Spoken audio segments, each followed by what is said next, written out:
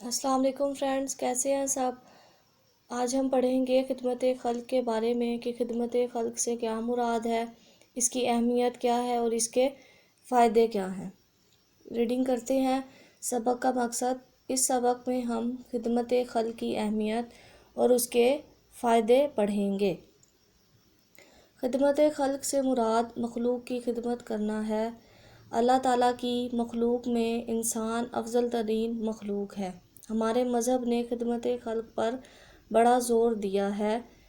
اگر کوئی شخص کسی تکلیف یا کسی مجبوری کی وجہ سے اپنا کام نہ کر سکتا ہو یا کام کرنے میں دقت محسوس کرتا ہو تو ایسے شخص کے ساتھ تعاون کرنا چاہیے۔ ہم اپنے ارد گرد چلتے معذور اور بوڑھے لوگوں کو دیکھتے ہیں۔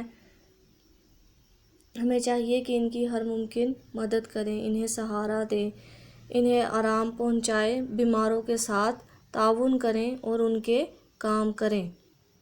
یہاں تک ہم نے کیا پڑھا کہ خدمت خلق سے مراد مخلوق کی خدمت کرنا ہے، کہ اللہ تعالیٰ نے اور انسان کو اللہ تعالیٰ نے افضل ترین مخلوق بنایا ہے، اور اللہ تعالیٰ نے خدمت خلق کے بارے میں بڑا زور دیا ہے، ٹھیک ہے، کہ ایک شخص کو دوسرے شخص کے کام آنا چاہیے، ٹھیک ہے، دقت محسوس نہیں کرنی چاہیے، جتنا ہو سکے ایک شخص دوسرے شخص کے کام آئے، ایک دوسرے کے ساتھ تعاون کریں۔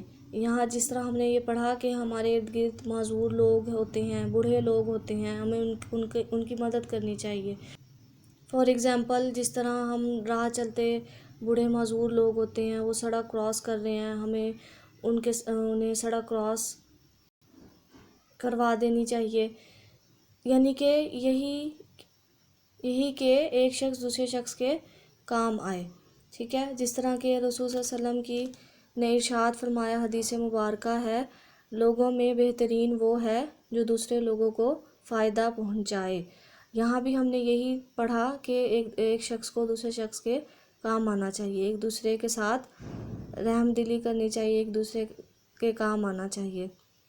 رسول صلی اللہ علیہ وسلم کا ارشاد ہے کہ جس نے اپنے بھائی کی مدد کی، اللہ اس کی حاجت روائی کرے گا۔ یہاں بھی ہم نے یہ پڑھا کہ اللہ تعالیٰ نے، رسول صلی اللہ علیہ وسلم نے ارشاد فرمایا ہے کہ ایک شخص دوسرے شخص کی مدد کرے گا، اللہ اس کی حاجت روائی کرے گا، اللہ اس کی مدد فرمائے گا، اللہ اس کی حاجت پوری کرے گا۔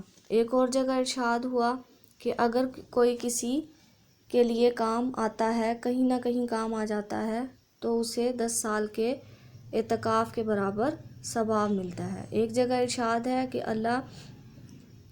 کہ رسول اللہ صلی اللہ علیہ وسلم ارشاد فرماتے ہیں کہ ایک انسان دوسرے انسان کے کام آئے گا، دوسرے انسان کی مدد کرے گا، اللہ اس کی حاجت پوری کرے گا، اللہ اس کی مدد فرمائے گا۔ دوسری جگہ ارشاد ہوا کہ اگر کوئی شخص کسی شخص کے کام آ جاتا ہے تو اسے 10 سال کے اعتکاف کے برابر ثواب ملتا ہے۔ مخلوق کی خدمت مختلف صورتوں میں ہو سکتی ہے۔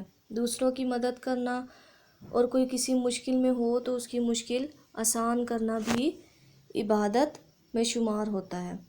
ضرورت مندوں کی ضرورت پوری کرنا ہر مسلمان کی اخلاقی اور مذہبی ذمہ داری ہے کہ ہم مختلف صورتوں میں خدمت خلق ادا کر سکتے ہیں، کہ دوسروں کی مدد کریں، کوئی کسی مشکل میں ہے تو اس کی مشکل کو آسان کر دیں، اس کی مشکل کو حل کر دیں، ضرورت مندوں کی ضرورت پوری کریں۔ مسلمان ہونے کی حیثیت سے ہمیں بیماروں کی دیکھ بھال اور تیمہ داری کرنی چاہیے، کہ اگر کوئی شخص بیمار ہو جائے اس کی تیمہ داری کریں، اس کی دیکھ بھال کریں، یہ بھی خدمت خلق میں شامل ہے۔ جسمانی اور ذہنی طور پر معذوروں کی خدمت کرنی چاہیے، یتیموں کی پرورش کرنی چاہیے، اسی طرح بیواؤں کی ضرورتیں پوری کرنی چاہیے۔ اسی طرح ایک دوسرے کے کام آنا، ایک دوسرے کی مدد کرنا، ایک دوسرے کی مشکلات کو حل کرنا، آسان کرنا، تو اللہ تعالیٰ اسے عبادت میں شمار کرتے ہیں۔ جیسا کہ احادیث سے، اللہ پاک کے ارشادات سے ہمیں یہی سبق ملتا ہے کہ ایک دوسرے کے کام آئیں، ایک دوسرے کی مدد کریں، ایک دوسرے کے ہمیں کام آنا چاہیے۔ ٹھیک ہے فرینڈز، آج ہم نے پڑھا تھا خدمت خلق کے بارے میں، کہ ہم ایک دوسرے کے کیسے کام آ سکتے ہیں، ایک دوسرے کی کیسے مدد کر سکتے ہیں، اور خدمت خلق سے اللہ تعالیٰ بھی خوش ہوتے ہیں. ٹھیک ہے فرینڈز، یہ تھی آج کی ویڈیو کو لائک کریں، سبسکرائب کریں. اوکے، اللہ حافظ.